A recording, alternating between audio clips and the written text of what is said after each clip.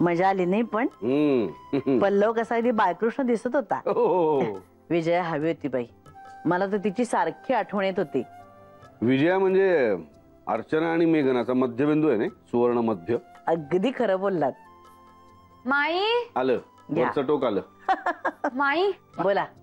माई तू काल जी तुळशीच्या लग्नाला साडी नेसली होतीस ना, छान आहे की नाही साडी? हवी आहे तुला? वापर काय दिवस.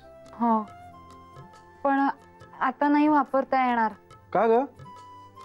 कारण ती साडी आज धुताना तिला रंग लागला. अर्चू काय ग हे?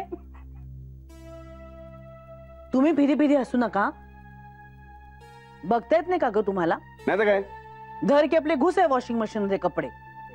अगं पण मेघनाच्या ड्रेसचा रंग जातो हे मला कसं कळणार? अगं पण तुला बघता येत नाही का?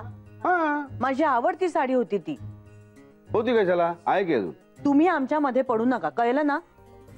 तुम्हीच दिली होती ती मला साडी भेट म्हणून, आठवतंय ना? नाही विसरला असाल.